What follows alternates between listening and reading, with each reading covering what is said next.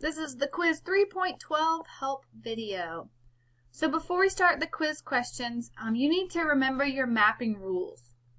Alright, so I'm just going to put them on the screen. You can take a mental picture if you need to, or you can pull up your previous notes. But these are your mapping rules. And we also need to do a quick refresher on rigid transformations. If something is a rigid transformation, it preserves the shape and the size. So in a translation where we move it, they're still the same shape and size. So this one is rigid. A rotation, still same shape and size. That's a rigid transformation. A reflection is still the same shape and size. That's a rigid transformation. A dilation is not a rigid transformation because the size changes. It gets bigger or smaller in a dilation. Alright, so that's just a quick review. Now let's look at some quiz questions. We have this mapping rule, and then it says which statement correctly describes the relationship between the two triangles. Well, it's really helpful if you have your mapping rules memorized.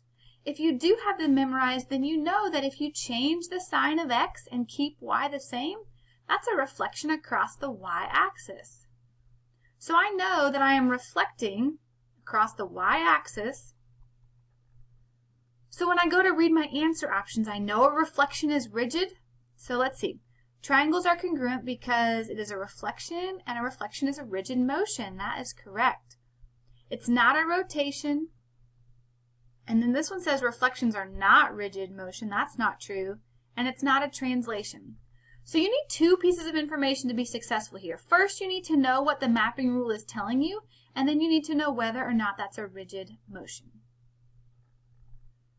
Okay, let's look at this next one. Which statement correctly describes the relationship between the two triangles? So the first thing we need to do is we need to figure out the transformation. Alright, so it looks to me like these are translating, or they're shifting to the left. And let's count the units. 1, 2, 3, 4, 5, 6. So we're moving 6 units left. A translation is rigid. So let's look at our options. Triangle ABC is congruent to A prime, B prime, C prime, because you can map them using a translation of 6 units to the left, which is rigid. That sounds great. Let's look at our other options. It's not a reflection. This one says translation of 6 units to the right. So let's talk about why you can't move this to the right. Remember, we start with triangle ABC, and we end up with triangle A prime, B prime, C prime. So we had to start here and move to the left. And then the last one says there's no sequence of rigid motions. That's not true. Okay, I wanted to look at one more example of this, so I put this little picture down here at the bottom. Upon first glance, this looks like a reflection, and a reflection is a rigid motion. But let's just double check it.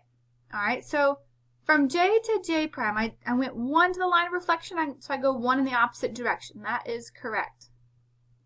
From K to K prime, I went 4 to the line of reflection, so I go 4 in the opposite direction. That's correct. From L to L prime, I go 4 to the line of reflection, and then I only go 3 in the opposite direction. L prime should have ended up there. It should have been this triangle, but it wasn't. So this is not a reflection, and this is not a rigid motion because it does not keep the same shape and size.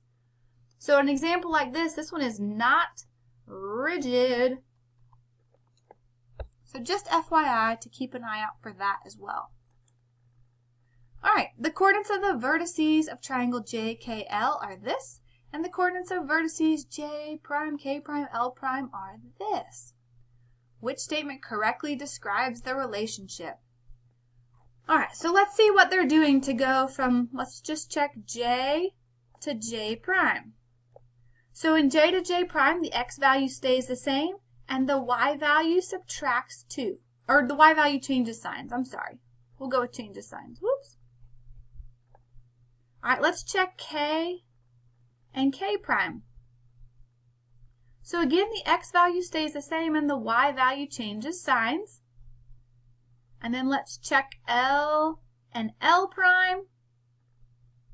The x value stays the same, but here we go from 4 to -3.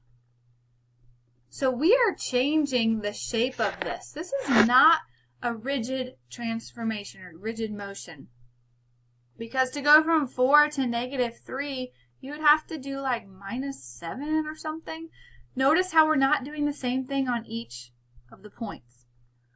So the triangles are not congruent because there is no sequence of rigid motions that could map it. If you didn't check every single ordered pair, you might think just by looking at the first two that it's a reflection. So be really careful that you check all three. All right, so here we have a rule. We start off by this rule, and then we follow it up with this rule. So again, we need to refer back to our mapping rules and try to remember, if we change the sign of x and y, that's a 180-degree rotation. So we know that we're doing a 180-degree rotation. And then we change the sign of just y. That's going to be a reflection. Oops, went too far. If you change just the sign of y, you're reflecting across the x-axis. So that's a reflection across the x-axis. All right, so both of these are rigid motions, so we know that the triangles are going to be congruent. So the one down here that says they're not congruent, we can go ahead and cross that out. And then let's check and see what it says. They're congruent because it's a rotation followed by a reflection. That's true. This one says they're congruent because it's a reflection followed by a reflection. We know the first one is a rotation. And then this one says because it's a reflection followed by a rotation. That's just the wrong order on both of those. So it is A. All right.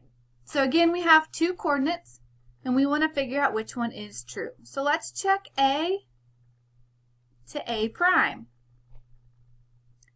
So it looks like the x value is the same, and the y value goes from 1 to -4. Oh, this is two transformations. So we need to kind of take a look at both. So we're not going from 1 to -4 in one step. So we could be going from 1 to -1. We could just be changing the sign and then subtracting 3. There's a couple different things we could be doing. So instead of looking at each ordered pair, let's look at each option to see which one works. All right, this one says that you use a reflection across the x-axis, which means you keep the x the same and change the sign of y, followed by a translation of 3 units down, which means you would subtract 3 from the y value. Okay, so let's try that. If we start with -1, 1, and we reflect it across the x-axis first, that would leave us with -1, -1. And then if we subtract 3, it would leave us with -1, -4. And that does work for A prime, so let's make sure that it works for the rest of them. So let's try B. We start with -2, 3. If we reflect it across the x-axis, that would become -2, -3. And then if we translated it down 3 units, we would subtract 3 from that, and it would become -2, -6, which does work. And then for good measure, we can check C. Again, we want to reflect it first, so keep the x the same, change the sign of y, and then subtract 3 to move it down 3, and you end up with -5, -4, which also works. So we got lucky here that the first one worked. If the first one didn't work, then you would start checking the second one and the third one and so on. Okay, that's it. Just make sure for this quiz that you have got those mapping rules memorized, and also that you know whether it's rigid or not. And I guess I should mention the mapping rule for a dilation. I don't think I have it on this page. I don't. For a dilation, the mapping rule is when you multiply by a number. So if you want to make it 2 times bigger, you would do 2x and 2y. You'd multiply them by 2.